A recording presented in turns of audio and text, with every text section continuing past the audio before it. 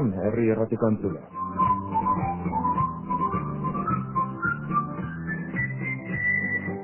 Asteartero bezala berriro hementxe, zuekin gaude beste solasaldi berezi eta bitxi bat izateko.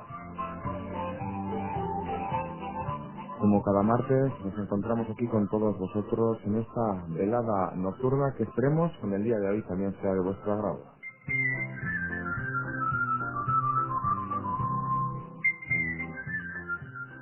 Peregrinajes, peregrinos, Santiago, Jacobeo, Camino de Santiago.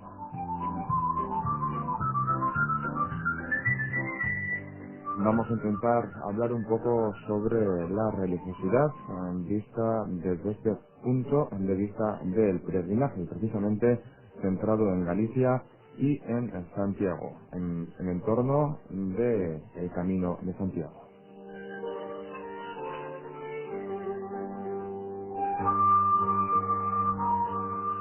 Y precisamente para hablar sobre todo lo que representa el Camino de Santiago, voy a presentarles precisamente a nuestros tres contertulios. Por un lado, está con nosotros también la decana de la Universidad de Deusto e historiadora Elena Barrena. Hola, Gabón, buenas noches. Hola, buenas noches. También se encuentra con nosotros el antropólogo Antón Aguirre. Muy buenas noches, Antón. Hola, buenas noches. Y a su vez está el presidente de la Asociación Camino de Santiago de Guipúzcoa, Fernando Imaz. Muy buenas noches. Hola, buenas noches. Bueno, todos estamos presentados, Camino de Santiago. Se dice desde que hace más de 11 siglos fuera descubierto el sepulcro del apóstol en tierras de Compostela, la ciudad de Santiago, surgida en torno a su tumba, constituyó ya un poco de atracción para la cristiandad. Incluso a ella pues peregrinaron reyes, obispos, penitentes, enfermos, comerciantes, trovadores, pescadores, santos, etcétera, etcétera, etcétera, llegando a superar incluso también el número de peregrinos que iban y viajaban hasta Roma o Jerusalén, los otros dos grandes centros históricos del cristianismo. Santiago de Compostela y los caminos de Santiago. Fernando Imaz, como presidente de la Asociación de Guipúzcoa, ¿qué es lo primero que te viene aquí a la cabeza al oír Camino de Santiago? Camino de Santiago, pues una revitalización que ha existido. Es decir, el Camino de Santiago tiene distintas épocas. Entonces, el hablar de Camino de Santiago podríamos decir por lo menos dos épocas. Anteriormente, efectivamente, ha sido con profunda religiosidad con la que se recorrió. Y sorprendentemente, y para lo que la gente pueda pensar hoy en día, también existe. Nosotros, desde la Federación de Asociaciones y Amigos del Camino de Santiago, hacemos unas encuestas todos los años. Las hacemos, vamos a decir, después de 2 o 3 meses de que los peregrinos han llegado a Santiago, para que todos sus recuerdos, todas sus vivencias las tengan un poco más reposadas. Y en esas encuestas, que se contestan aproximadamente pues del orden de 3.000, contesta el 30% de los que de las que enviamos, pues del 10 al 15% por lo menos lo sigue haciendo hoy por promesas. Es curioso o es sorprendente para lo que podemos pensar. ¿Es un colectivo distinto? Pues efectivamente hay dos colectivos dentro de lo que es el Camino de Santiago y la peregrinación. El que lo pueda hacer pues un poquito por motivos de culturales, deportivos, gastronómicos incluso, y luego el que va con profunda religiosidad. Tenemos extranjeros que se han incorporado. Este año están yendo pues ya hasta ahora del orden del 80-85% de extranjeros. El extranjero es una persona que lo prepara el camino muy minuciosamente, está durante 2 años, diría yo, mínimamente preparándolo. Entonces cuando viene, pues lo viene a recorrer precisamente, igual ha evitado el hacerlo el año pasado cualquier año santo. Entonces este año es todo prácticamente extranjeros. Bueno, esa es la primera valoración que realizaba Fernando Imaz en relación a los caminos de Santiago o al Camino de Santiago. Tendremos tiempo también de hablar de sus diversas modalidades. Elena Barrena, como historiadora, toda la construcción arquitectónica que se encuentra un poco en todo lo que es el Camino de Santiago ha venido a raíz de que, bueno, se descubrió hace más de 11 años acá el sepulcro del apóstol de Santiago, o está primero es decir, está primero la parte arquitectónica y luego viene la parte más religiosa, viceversa, o cómo se puede analizar un poco desde ese punto de vista de todo lo que supone el Camino de Santiago y todas las construcciones que hay a su Sí. alrededor. Bueno, yo creo que en su origen, remontándonos al origen, ciertamente fue la meta de Santiago la que dio vida, la que trazó, digamos, un circuito de caminantes, de cultura, incluso de ideas, de una gran revitalización de todo el norte peninsular, y al calor de ese tránsito de personas, de ideas, de mercancías, surgieron, bueno, pues en aquella sociedad además de forma muy innovadora, sectores económicos, servicios, había que dar asistencia al caminante, todo eso dio un calor a una nueva vida, y el camino, los trazados se tuvieron que aclimatar a ese tipo de tránsito, a ese tipo de nueva sociedad. Entonces, en principio sería lo que se llama la inventio, el descubrimiento del sepulcro, lo que marcó una meta, y después, bueno, pues se fueron ahí acondicionando los tránsitos y dotando de mayor, digamos, servicios al caminante. Posteriormente esto pues condicionó también el crecimiento de villas, al hilo al calor de ese tránsito se fueron dotando en nuevos núcleos de población, nuevas construcciones, en una dirección, digamos, de comunicación de la península con Europa, en una dirección clara este-oeste. Y ahí nos situaríamos en los siglos X, XI, XII. Sin embargo, a partir de la Baja Edad Media, a partir del siglo XIII, sobre todo XIV, XV, los flujos de relación de la península con Europa cambian drásticamente y son unos flujos de relación más norte-sur. Estamos en una sociedad bien distinta a la del siglo XI o a la del siglo X, donde asistiríamos a los primeros peregrinos. En el siglo XIV ya es el comercio, y el comercio a larga distancia, el que va marcando la pauta principal de las relaciones en Europa, y ahí ese flujo este-oeste del Camino de Santiago pierde ese ingrediente de vida económica y de comunicación. Estaríamos, en el caso de guipuzcoano, en el surgimiento de otra vía que también se va a incorporar al peregrinaje, que es la vía de Loria, la que une pues Castilla con los puertos del Cantábrico o Castilla con el continente.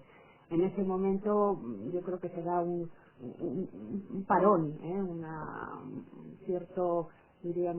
cierta fosilización del Camino de Santiago en sus construcciones, etcétera. No hay un gótico, no hay un neoclásico, no hay otros estilos que reflejen esa vida anterior, y por lo tanto yo creo que ahí el Camino de Santiago queda en su esencia más que como un enlace que tenía en principio una finalidad económica y política también clarísima. Pero antes de hablar también con Anchón, sí es cierto que probablemente esa gran diversidad de peregrinación que se ha venido produciendo desde Europa haya podido generar pues bueno, una tupida red de caminos que todos ellos confluyen en Santiago de Compostela. Sí, es una tupida red. Ahí tendríamos que entrar, pero quizás yo creo que a lo largo de la charla entraremos en las distintas fases de la peregrinación, incluso en una inicial espontánea, de la que poco conocemos, no solamente en cuantía de peregrinos, no tenemos ningún nombre propio, casi el primer nombre propio, el famoso Cotiescalco, obispo de Tui, creo del año 950, es el primer peregrino al nombre conocido, estaríamos en el siglo X, pero es un fenómeno inicialmente muy propio de la sociedad medieval, que es una sociedad que tiene, pues tiene una visión de su existencia muy trascendente. Es una sociedad pues que vive en una tremenda inseguridad y busca continuamente la protección, y hoy diríamos los intermediarios de la protección. Ahí estaría pues una sociedad muy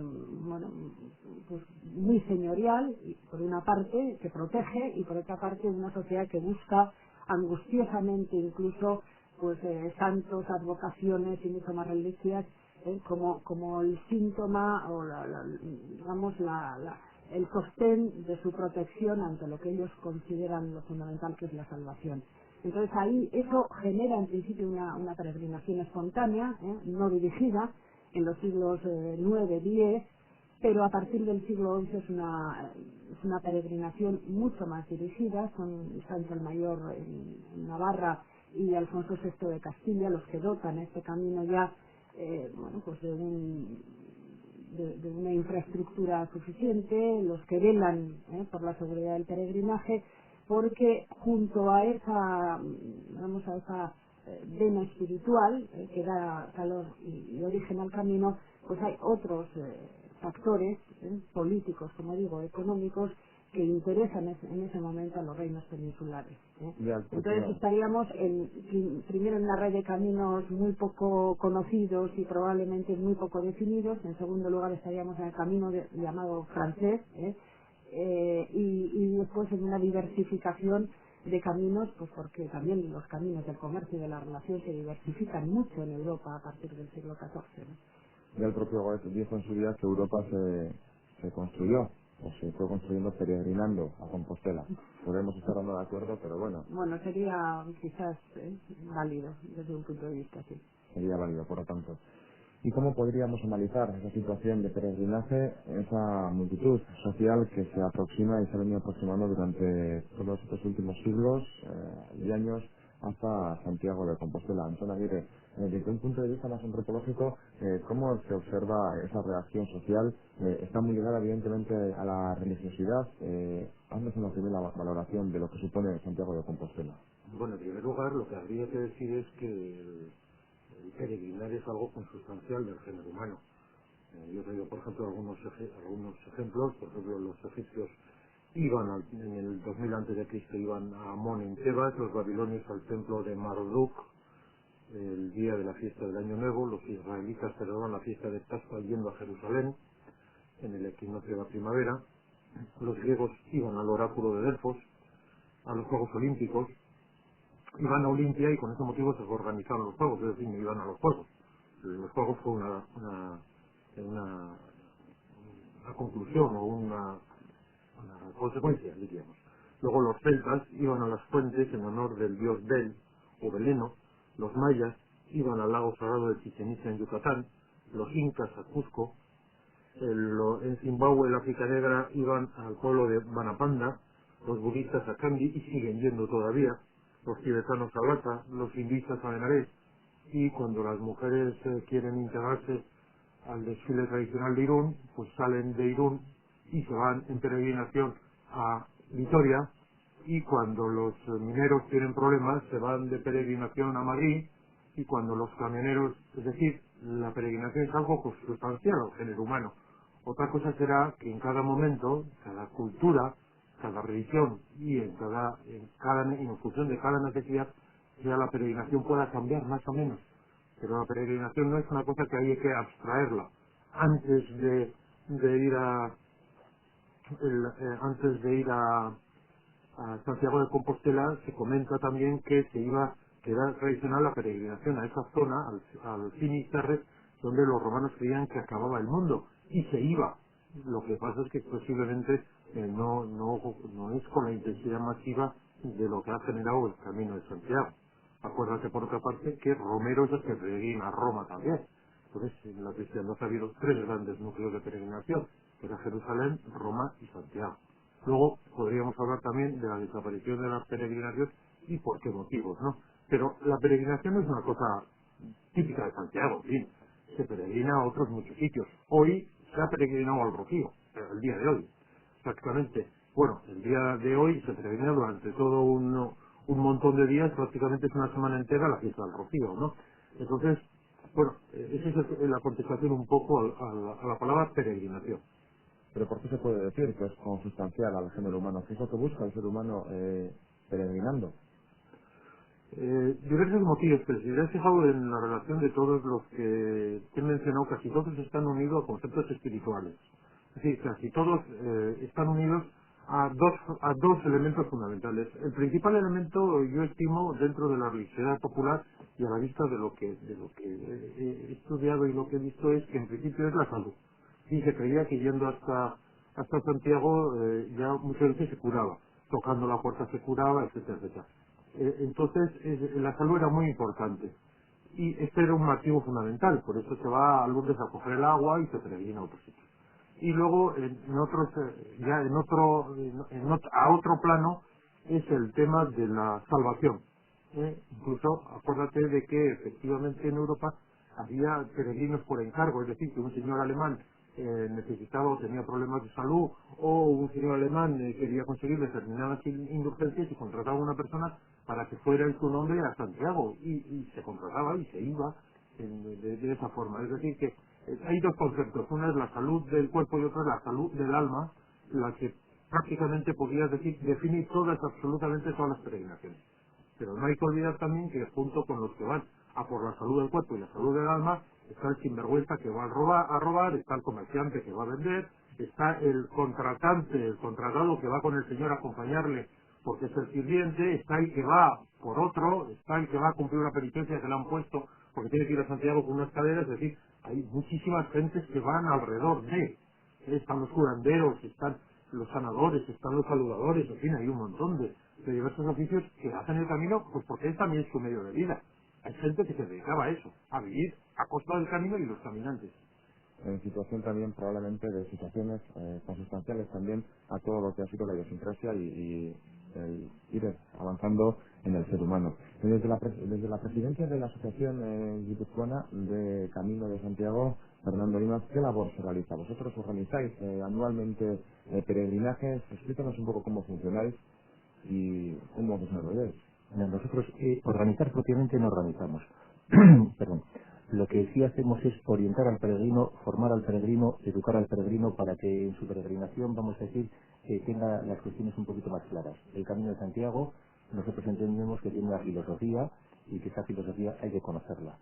Entonces, hacemos unas entregas muy personalizadas de una credencial. Esta credencial te acredita como peregrino, te permite acceder a los albergues que están a lo largo de todo el Camino de Santiago. Y cuando llegas a Santiago te permite obtener la Compostela, que es una especie de certificación en latín que te entregan en la catedral, certificando de que has ido pues a Santiago por motivos religiosos, que eso la gente pues en general no lo sabe. Entonces nuestra labor fundamental como asociación está en atender al peregrino. Una asociación entendemos que puede tener muchas funciones, divulgación de la asociación, puede hacer conciertos, como en alguna ocasión nosotros también los hemos hecho, exposiciones y demás. Pero si somos de amigos del Camino de Santiago, lo que fundamentalmente tenemos que hacer es atender al peregrino o al futuro peregrino. Realmente existen dos momentos en los que se puede atender al peregrino, y no más, solamente dos justos. Y es cuando va a ir al Camino de Santiago, cuando quiere la credencial, en la cual nosotros en nuestra asociación pues tenemos unos días determinados y organizamos unas charlas que duran del orden de hora y media y que explicamos y contestamos a todas las preguntas que se nos hagan y a toda la problemática sobre el Camino de Santiago. Y luego, en el propio camino, se ha recuperado la figura medieval del hospitalero voluntario, que han existido siempre, podían ser pagados, podían ser siempre, estarían al lado de, de algún monasterio, de alguna iglesia, pero que nuevamente se ha recuperado. Desde el año 90, 91 concretamente nuestra asociación, juntamente con una chica catalana, con Lourdes Lluc, que había iniciado de una forma espontánea, por su parte nosotros recogimos la idea y nos fuimos a San Juan de Ortega, nuestra asociación. Entonces los socios, siguiendo parte de sus vacaciones, generalmente son veteranos que han hecho el camino, pues van al camino. Nosotros en este momento estamos en Rotterdam ya desde hace 4 o 5 años, y vamos antes de Semana Santa y estamos hasta octubre, noviembre. Nos vamos rotando, por supuesto, no podemos estar todo ese tiempo seguido, y lo que hacemos es, pues por supuesto, mantener en orden las instalaciones, limpieza, y que hacemos un poco todo el servicio de lo que puede ser el albergue, pero además es orientar al peregrino. El peregrino cuando va a afrontar esta especie de, diríamos, de prueba, porque tiene muchas dudas, tiene muchos miedos, y hay que darle un poco de confianza, hay que explicarle lo que se trata, que es el camino, incluso hay que explicarle, pues bueno, que cómo tiene que hacerlo, los sitios más adecuados para descansar, para dormir, cómo tiene que empezar pues muy despacio para luego ir progresivamente haciéndolo, vamos a decir, ya con etapas más largas si procede. Y en toda esa información se le estamos dando antes de salir en el camino y luego en el propio camino, incluso, claro, el tema importantísimo, cuando uno llega destrozado después de haber hecho 30 o 40 kilómetros a un albergue, pues necesita un apoyo moral, necesita que le levantes la moral, puede llegar con una sensación de que hasta aquí llego y no continúo. Entonces hay que decirle, lo de hoy pues es un día, mañana será otro día, es decir, que todos los días llegas con la misma sensación y sin embargo al día siguiente puedes continuar. Entonces esa labor entendemos que es muy importante y como he dicho antes, pues son esos dos momentos los que tenemos que aprovechar. Toda la razón de ser de las asociaciones, si nos dedicáramos pues a mirarnos el ombligo, a hacer actos muy bonitos y luego dejáramos al peregrino perdido en el camino, pues no tendría ninguna razón de ser. Fernando Dimas, ¿cuántas veces ha peregrinado por la península y ha realizado ese Camino de Santiago? Unas cuantas, vamos a dejarlas. Unas cuantas. Unas cuantas. De acuerdo, suficiente.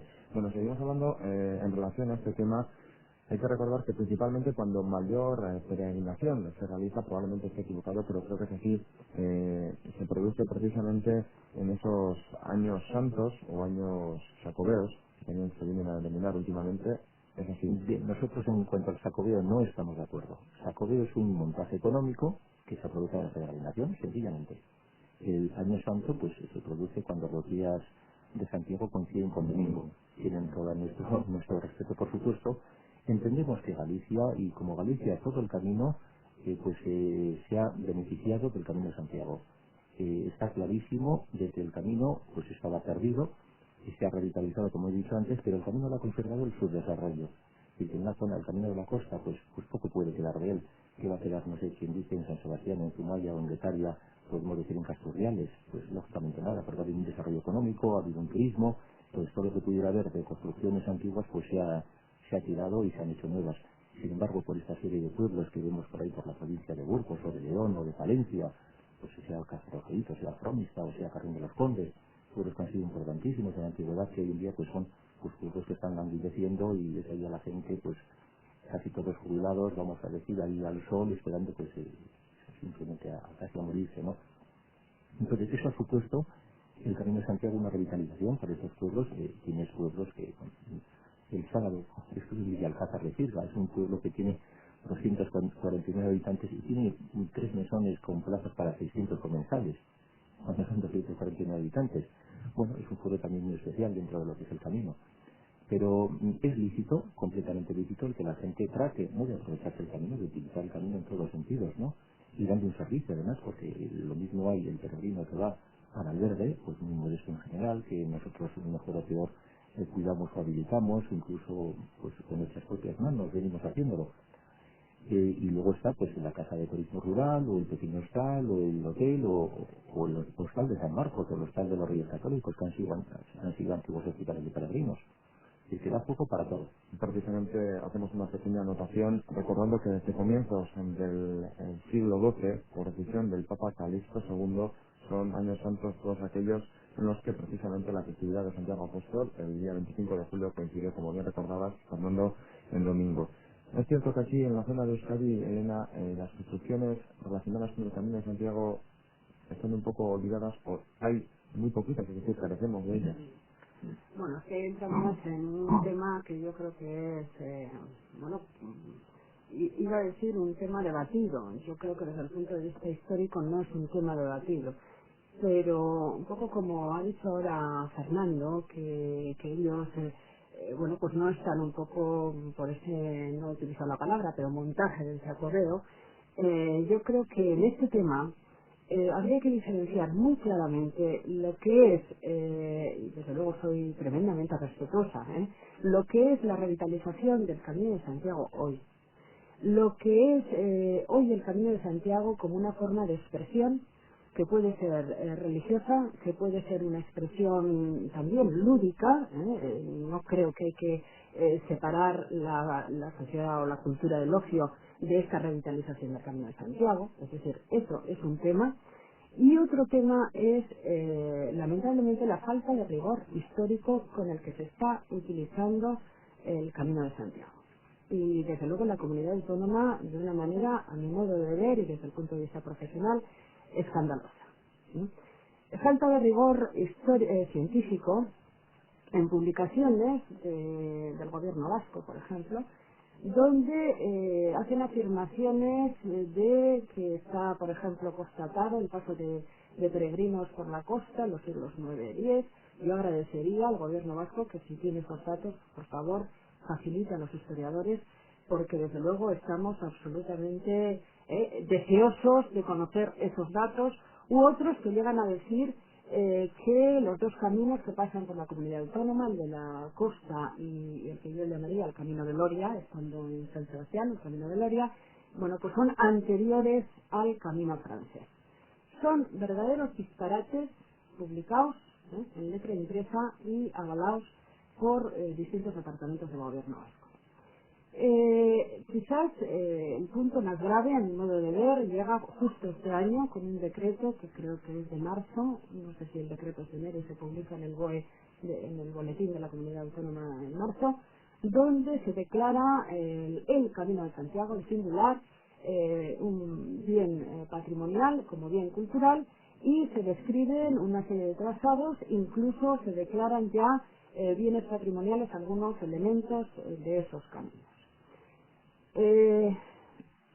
Yo en este tema quisiera resaltar dos cosas. Uno, que me parece loable que cualquier gobierno, cualquier institución, incluso cualquier sector social, tenga cada vez más sensibilidad por el patrimonio cultural. Eso, desde luego, que quede por delante. Otra cosa es que no puede declararse bien patrimonial ni hacer afirmaciones de ese calibre simplemente con finalidades turísticas o finalidades de necesidad de potenciar una comarca, quizás pues por problemas de desindustrialización o por problemas de paro, y entonces ver ahí un objeto de fomentar la comarca. Seguramente esa comarca y otras de Guipúzcoa tengan bienes patrimoniales suficientes como para ser potenciadas desde el punto de vista de, llamemos, turismo cultural. Pero no creo que es de recibo que por esas necesidades y sin una investigación y, como repito, sin ningún rigor científico, se vengan declarando como el Camino de Santiago, así en singular, con artículo determinado, etcétera, ciertos circuitos, ciertos recorridos que, desde luego, desde el punto de vista de la ciencia histórica, no son mantenibles. No son mantenibles, y no porque ahora no se hayan descubierto, sino que todas las investigaciones que se llevan a cabo durante los últimos 50 años, una tras otra, vienen a demostrar que no hay fundamento, por ejemplo, para hablar del Camino de la Costa en Guipúzcoa. O sea, no hay ningún fundamento. Y en cambio hay otros circuitos en Guipúzcoa, otros recorridos que probablemente asistieron a un peregrinar regular y durante épocas bien primitivas, en los siglos 9 y 10, y que no están recogidas pues porque, bueno, probablemente ha sido pues más cómodo, más simple, o responde a otros intereses hablar del Camino de la Costa. Yo creo que el Camino de la Costa no ha existido como camino terrestre, y en la costa, tal y como señalamos por los pueblos del litoral costero, no ha existido nunca. Probablemente sí han existido trayectos transversales en Guipúzcoa, pero tendríamos que ir a una altura de Haya, por ejemplo, y ahí están todas las ventas asistiendo a peregrinos y caminantes, o tenemos otros recorridos probablemente anteriores que sí tienen, si no dato, por lo menos algún apunte documental del siglo XI y del siglo XII, que ahí parece que podríamos seguir investigando y haciendo ciencia entonces en la Camino de Santiago en territorios vascos. Yo no sé si con esto he querido meter un elemento demasiado, pero creo que es lo que pienso, y creo que además, como profesional, creo que tengo que decirlo. Así como en la época bajo medieval, y desde luego desde el siglo XVI, el camino que entraba por Irún y bajaba por Eloria para llegar a Álava por San Adrián, es un camino muy principal, uno de los principales utilizados por los peregrinos. Estamos a finales, como digo, de la Edad Media o comienzos del XVI. En los siglos de la plenitud del peregrinaje, diríamos, o por lo menos cuando desbanca, por lo menos a Roma, en los siglos XI, XII, el trayecto principal es Roncesvalles, Pamplona, Puente la Reina, es decir, el camino francés. Y quizás antes, por motivos de inseguridad política, etcétera, se pudieron coger otras vías que yo pienso que siempre han arrancado de Roncesvalles. Antes del siglo XII o XI nunca se ha tomado la vía de Irún. Han bajado por Roncesvalles a Pamplona, pero sobre todo a finales del siglo X es muy peligroso bajar de Pamplona hacia Nájera, es decir, tomar el Ebro. En ese momento, quizás entramos en otra problemática histórica, pero a finales del siglo X la península arde, diríamos, en una lucha tremenda entre un mundo cristiano que ya es potente y un mundo musulmán encabezado por Almanzor. Refugiarse todos, le sacaron al santo y justo para llegar a sus casas. Es una leyenda. Tenemos otra leyenda muy bonita, que es, por ejemplo, había peste en el Goibar, creo que fue en el siglo XVI, y fueron en rogativa a la ermita de San Roque, que era el protector, pues, hicieron novena y no resultó, y alguno en el consejo dijo, oye, pues yo me he enterado que no sé dónde San Vicente está dando buenos resultados. E hicieron una procesión a San Vicente y resulta que se fue la peste. Y entonces le destronaron a San Roque y la ermita que antes era de San Roque, ahora se llama ermita de San Vicente. Estas pequeñezas son las que toda la vida se han llevado, y esta es la religiosidad que hemos tenido. Para las mujeres que van a parir iban a rezar la ermita de Santa Ana. Los que tenían verrugas se frotaban con una moneda y echaban la moneda en una ermita de Santa Cruz. Para curarse la sarna, el agua el día del amanecer del San Juan. Es decir, esa religiosidad popular es la que ha funcionado hasta nuestros días. Por ejemplo, los hospitales, es muy bonita la historia de los hospitales que había en Guipúzcoa era en la ermita, en cualquier ermita, en la parte superior había dos habitaciones, tres. Una para hombres, otra para mujeres y otra para la serora, freira o la persona que guardaba dicho hospital. Es más, uno de los hospitales mayores que hemos tenido en Guipúzcoa, debido a la cantidad de atracción que tuvo por motivos de San Ignacio, de la canonización de San Ignacio, en el siglo XVI, por ejemplo, el gran hospital de Azpeitia, que era uno de los mejores, tenía hasta 6 camas. Hasta 6 camas tenía. Y eso era, bueno, el máximo que se podía pedir. ¿El enfermo qué hacía ella? Bueno, pues el enfermo hacía, cuando uno estaba enfermo, si era enfermo rico, pues se curaba en su casa. Y si era enfermo pobre, esperaba porque Dios era el que tenía que curarle o Dios tenía que llevárselo. Es decir, que la acción médica era muy relativa, muy poco. Los conocimientos eran pocos y los médicos menos. Es más, Isasi dice que el guipuzcoano, López Isasi dice que el guipuzcoano no está hecho a ser médico, no es una profesión que gusta a los nativos de esta tierra. Había métodos, por ejemplo, uno de los métodos de la zona de Guipúzcoa aldea, de Donostia aldea o de San Sebastián, era pedir que trajeran la capa de la Virgen de Ticuñaga. Cuando alguien entraba, estaba grave, se le ponía la capa del manto de la Virgen de Ticuñaga porque se sabía que si era de voluntad de Dios, en 3 días acabaría la agonía o en 3 días se curaría.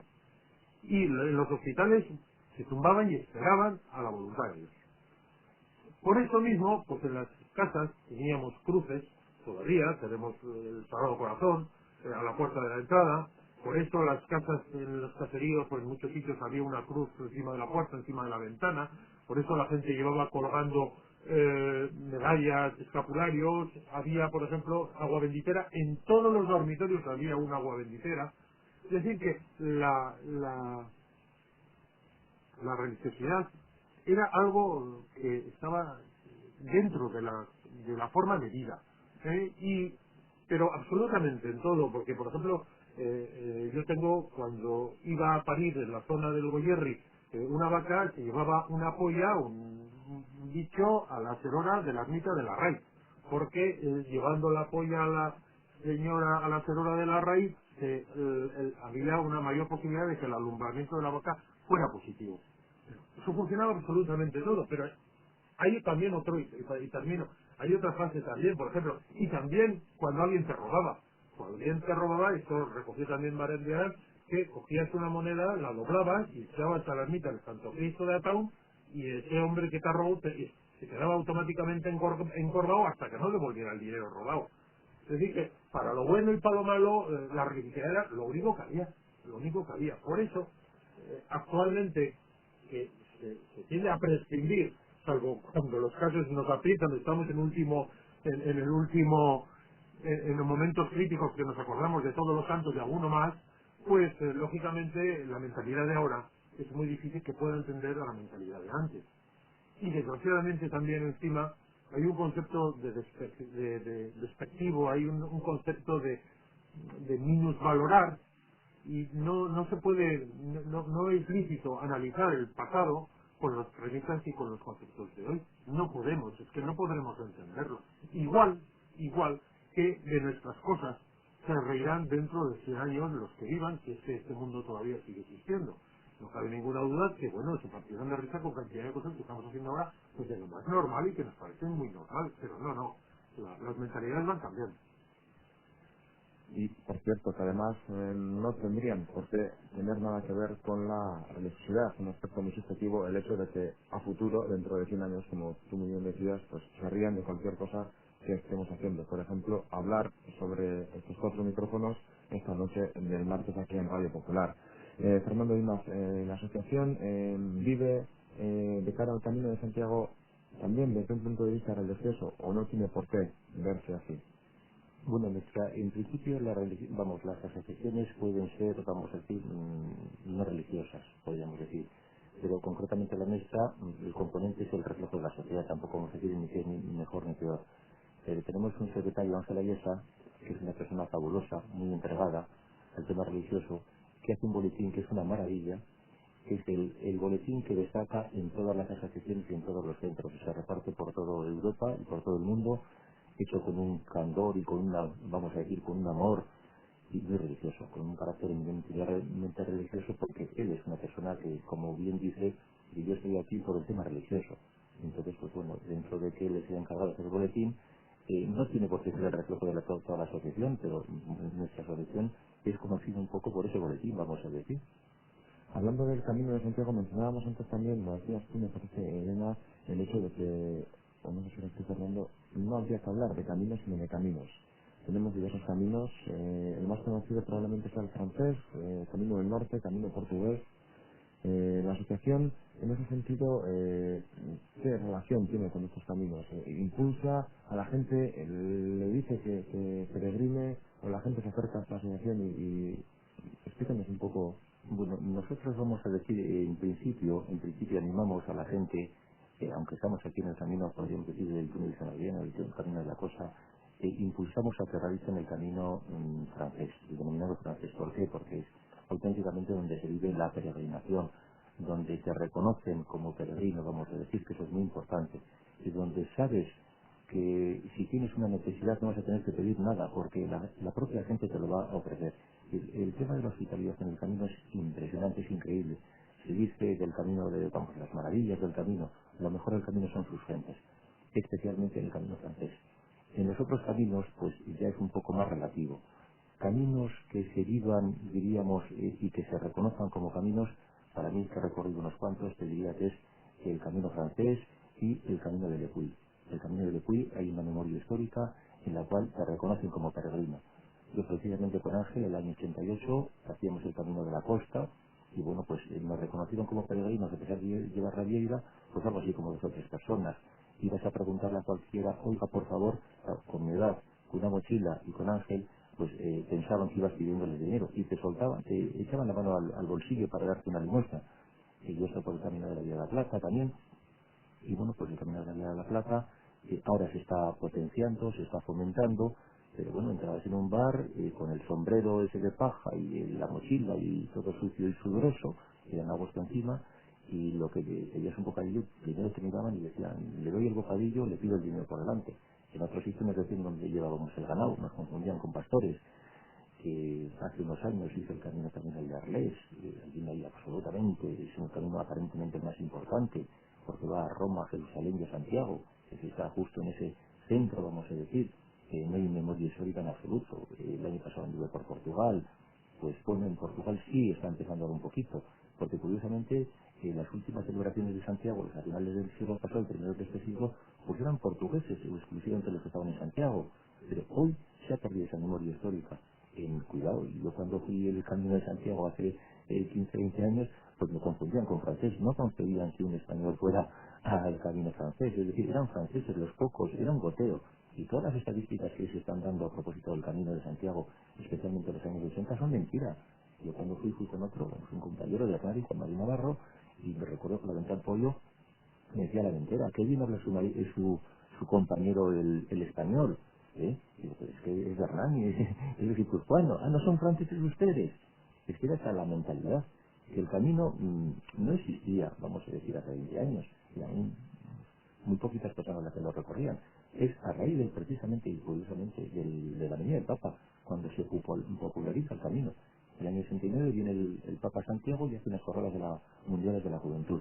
Y es entonces cuando vienen montones de extranjeros fundamentalmente, como ha dicho antes bien Elena, esta es una anécdota, el primer proyecto que se hace en Euskadi del Camino de Santiago se hace en italiano y se presenta en la Fitur, porque como va a venir el Papa, están pensando en los turistas, no en los peregrinos. Entonces va a venir el Papa de Roma a Santiago. Entonces para todos esos italianos que van a venir hacia Santiago, pues para canalizar ese turismo, porque lógicamente son turistas, no van a venir andando desde Roma, pues el gobierno vasco edita un folleto en italiano, la vía más antigua de peregrinación, un folleto precioso que ahí lo tenemos guardado con mucho cariño.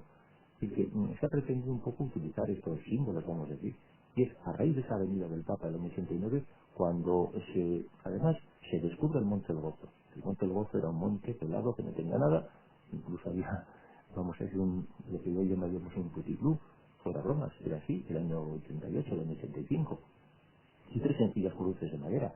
Entonces se hace el Monte del Gozo y por parte de Santiago de Compostela, pero vamos a decir, las autoridades, tanto municipales como las de la comunidad, pues se descubre el potencial que tiene el Camino de Santiago.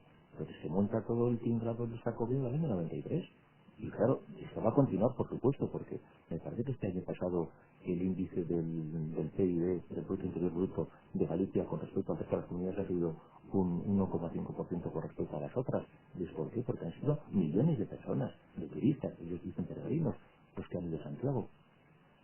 Habría que diferenciar, por lo tanto, ese afán tanto lucrativo que pueda tener todo lo que se ha venido generando a raíz de los caminos de Santiago y de la peregrinación que se ha venido realizando. Webb dijo aquello de que bueno, Europa se fue construyendo, peregrinando hacia Santiago, Elena, y yo no sé si también los diversos caminos se han ido construyendo en relación de que bueno, históricamente se ha ido utilizando uno u otro. No, yo creo que sí hay un camino, o por lo menos uno principal, luego puede tener ramificaciones, pero que es ese enlace del continente con Santiago a través de lo que llamamos el camino francés o los distintos nombres de vía, pero que es el camino principal que en nuestro caso se atravesaría fundamentalmente por territorio navarro, riojano. Ese es, si tenemos que hablar con un artículo determinado, ese es el Camino de Santiago. Lo que ocurre es que en la época en que eso se traza y eso se comienza a utilizar, y además en un gran fenómeno medieval de los siglos XI-XII, no existe otra gran vía de largo alcance en Europa. El concepto de caminos en aquella época, en una época absolutamente, digamos, de economía de autosubsistencia, con unos núcleos de población exclusivamente rurales. Bueno, pues los caminos son los caminos de alcance local, diríamos casi los que llevan de la iglesia de la aldea a cada una de las casas. Y es la combinación de distintos tramos de ese horizonte local o como mucho comarcal, lo que permite a alguien que fuera osado en pretender hacer un recorrido a larga distancia, tendría que coger combinaciones distintas de esos tramos. El Camino de Santiago es el primer camino europeo, el primer nexo de comunicación de largo alcance, y así además se plantea uno de los promotores mayores de ese camino, que es Ángel Mayer, es un hombre con una visión política de su época pues muy avanzada. Él ve que el Reino de Navarra poco puede hacer si no se enlaza con el continente. Él es el gran promotor de que vengan a Navarra pues los monjes de Cluny, es decir, todo lo que en aquel momento podría ser la gran avanzadilla, no solamente cultural sino económica del continente, y en ese enlace de Europa con Navarra también necesita aliarse con su gran partener político, que en ese momento era el Reino de León. O sea que incluso quienes potencien ese camino y quienes van a favorecer ese camino tienen ya una concepción ya de largo alcance, pero es absolutamente excepcional en esa época.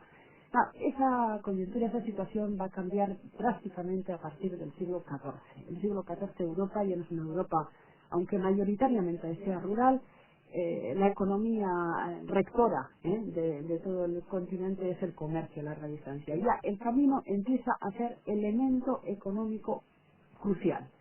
Y ahí se comienzan ya a trazar otras líneas de largo alcance. Ya se necesitan unir dos metas lejanas, y uno de los grandes elementos que va a modificar nuestro paisaje diario, el de Euskadi concretamente, es la necesidad de Castilla de unirse con los puertos del norte. La lana, etcétera, ya es un elemento. Entonces ahí se hace un camino que la motivación no es Santiago. Otra cosa es que el peregrino que va a Santiago a partir del siglo XIV o del siglo XV y tiene un trazado ya humanizado, ya con vida propia, que le puede asistir en su peregrinaje, que es la vía de Loria, pues lo tome alternativamente a lo que es el camino francés. Pero desde luego la vía Irún-San Adrián no se ha creado con el objetivo del peregrinaje. Y además de ese camino podríamos hablar de otros. Lo que pasa es que yo considero que hay una cosa que es interesante, el hecho de que una cosa es los caminos multitudinariamente usados y otra cosa es otras muchas alternativas. Por ejemplo, pues había gente que sabemos que embarcaba en Europa y luego desembarcaba en Deva o en San Sebastián o en Castoriales y continuaba y hacía el camino, pues aprovechando un viaje de un barco. Y entonces había, o sea, quiero decir que todo lo que es la geografía de Euskal Herria fue utilizada para ir a Santiago, claro. Entonces hay testigos. Yo, por ejemplo, tengo el caso de un genovés, un peregrino genovés, Bartolomeus Casanus, que iba a Roma, que en 1576 aprovechó su bordón para robar el Zarauz. Entonces le cogieron en la villa de Salas de Asturias, se le trajo y se le ejecutó, se le ahorcó en Zarauz. Entonces, claro, este peregrino que estaba en Zarauz, hombre, estaba haciendo el camino de la costa. No, es que todos los caminos enlazaban de un sitio a otro. Entonces, no quiere decir que si usara un camino, no usaran otras personas otros caminos, que es distinto. Pero cuando estamos hablando en general, aquí se está hablando un poco cuál es el que mayoritariamente ha sido utilizado. Es como, por ejemplo, pues es lógico que yo pueda ir a Sevilla pasando por Compostela. Pero bueno, no es normal ir a Sevilla pasando por Compostela. Yo casualmente lo he hecho, pero fue por otras circunstancias. Pero lo normal es que cojas Madrid y te vayas a Sevilla. Pero bueno, había gente de todos los tipos y por todas las rutas había gente. Entonces, lógicamente, es que algunos te dicen, no, es que por aquí venían peregrinos. Claro que venían peregrinos, pero es distinto. Analicemos cuántos.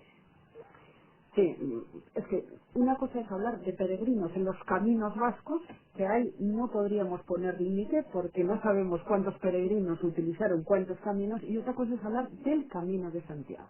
Si hablamos del Camino de Santiago estamos hablando ya de un trazado determinado y con un fin. Pero es curioso que en toda la documentación medieval guipuzcoana, en toda, solamente tengamos reseña de cuatro reseñas en toda la documentación medieval de peregrinos, y además no de peregrinos de Santiago, porque hablar de un peregrino pues puede ser a la romería del Hernio. O sea que no tenemos por qué pensar tampoco las peregrinaciones de larguísimos recorridos, sino que es que también hay lo que llamamos las romerías comarcales. Entonces, desde luego la documentación guipuzcoana no ha quedado un rastro hasta muy finales del 15-16, donde nos consta que la gran arteria de comunicación de la península con Europa es la vía, digamos, de San Adrián, pero siempre que hablemos además de caminantes, si hablamos ya de mercancías y de pesos, etcétera, tendríamos que irnos por Aslaván.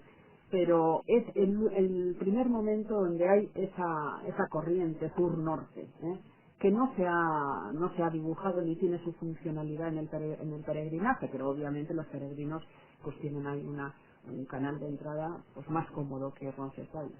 Fernando, ¿qué tenemos? ¿Qué tenemos en Guipúzcoa? Avalando lo que dicen los dos, que los dos tienen razón, toda la razón, no hemos inventado absolutamente nada. La situación de hoy es exactamente igual que la que están diciendo del siglo X, del siglo XV.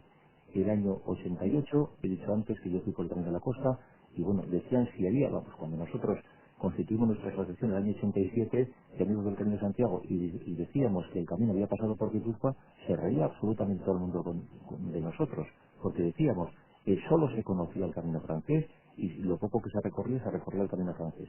Hoy tienes caminos por la península, todos. Y lo tienes el que sale de Alicante, y el que sale de Madrid, y el que sale de Valencia, y el que sale de Cataluña, por supuesto, y el que sale de Guipúzcoa, y el que sale de absolutamente todos los sitios. Y caminos hoy, es decir, que se está, hombre, también las asociaciones estamos teniendo ahí un poco de culpa, y hacemos lo mismo que se hizo en su día. porque claro, tenemos que tener un aglutinante un poco para nuestros socios también, y todas las asociaciones y todos los peregrinos quieren salir de su casa también. La primera vez nosotros hemos dicho que aconsejamos, potenciamos y les remitimos al camino francés, porque es el que realmente es, como bien decía Elena, el camino por autonomía, vamos a decir. Una vez que has hecho ese camino, pues puedes ir al camino de la Vía Plata, que es un camino maravilloso, que es un camino precioso, que tiene una naturaleza exuberante, vamos a decir, según hay pocas playas. El camino de la costa, lógicamente, es un camino muy bonito, está muchísimo más trillado, vamos a decir, en cuanto a civilización, pero tiene sus paisajes y tiene su encanto. El camino que viene de Cataluña, que sale del mismo Montserrat, vamos a decir, o el que sale de Valencia, incluso los que salen de Madrid, hoy salen de Madrid peregrinos andando, salen de su casa, y que no hemos hecho absolutamente nada nuevo. El sacobeo ese que yo estoy, vamos, no criticando, pero que he dicho que es un montaje económico, lo hicieron los Reyes Católicos.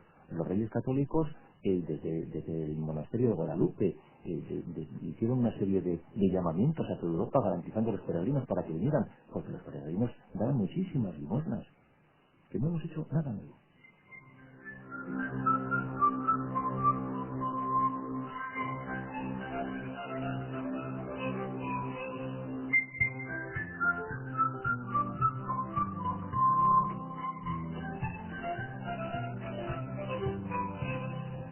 Como ocurre en las mejores cosas también, ahora que también estamos un poco entrando en materia y debatiendo, pues el tiempo se nos echa encima, pero sí voy a dejar los últimos segundos para decir si realmente hemos o no hemos descubierto o realizado nada nuevo. Elena, ¿para ir finalizando?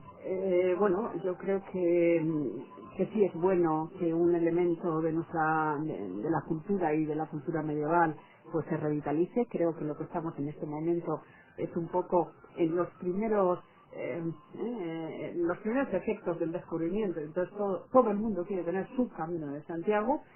Yo creo que esto volverá a su cauce y distinguiremos lo que es la historia y lo que es fenómeno histórico de lo que es un fenómeno actual y que tiene, por supuesto, todas las...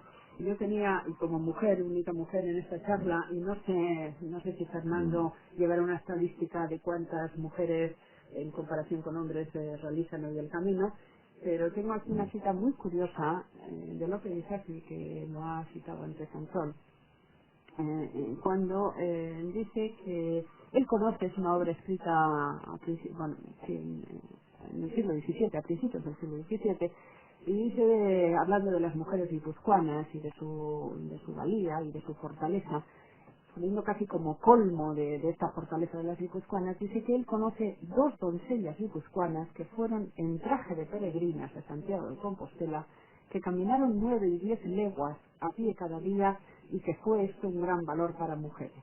Y él atribuye este valor a la virtud de la virginidad que hace a las doncellas fuertes y de gran ánimo, según dice San Agustín. Entonces, yo no sé si sobre estas cuestiones tienen estadísticas las actuales asociaciones, pero en este punto sí que creo que ha cambiado bueno, que no es lo mismo ni el camino ni el peregrinaje ahora que en la Edad Media, evidentemente, pero en este punto yo creo que es un gran cambio el que se ha dado, ¿verdad? Es un gran cambio, decía Elena. Fernando, es un gran cambio. Pues efectivamente, es un gran cambio y afortunadamente la mujer se va incorporando. La mujer es muchísimo más fuerte de lo que nos suponemos, por supuesto, incluso para estas hazañas, como puede ser recorrer el Camino de Santiago. Es mucho más generosa, tiene otro sentido de la responsabilidad y lo hace. Y la proporción no es de que sean unas cuantas mujeres. Yo no sé, tengo estadísticas, es una pena que no las haya traído, pero podrían ser de un 30 a un 35% de las mujeres, incluso solas, porque hoy el Camino de Santiago se puede hacer perfectamente solo, incluso yo diría que es la mejor forma de peregrinar, en todo momento hacer lo que te da la gana. Al Camino de Santiago hay que ir a disfrutar, no hay que ir a sufrir, tienes que ir bien preparado físicamente, yo diría que acudir a las asociaciones que te van a orientar. A nadie se le ocurre ni correr un maratón sin haberse entrenado, ni irse a la India sin conocer un poquito entre lo posible, pues que acudan a las asociaciones, que les vamos a informar. Y para acabar ya brevemente, Antón Aguirre, ¿cómo se observará dentro de varios años también un poco lo que es este peregrinaje? ¿Seguirá existiendo dentro de esos 100 años que mencionabas Bueno, también? yo particularmente creo que no tiene ninguna importancia si existe o no existe. Lo importante es el presente. El mañana no lo conocemos, el pasado ya pasó, digamos el presente, pero hay una realidad para concluir. Una, que todo este movimiento ha generado mayor número de estudios, mayores becas y mayores publicaciones y mayores controversias, lo cual es positivo para la historia, en primer lugar. Y en segundo lugar, que también es positivo para todos aquellos que hacen el Camino de Santiago, porque hagan por el motivo que hagan, siempre salen enriquecidos. Física, espiritual, y artística y en un montón de facetas. Entonces, si eso se consigue, pues bendito sea. Se podría mejorar, no obstante, lógico.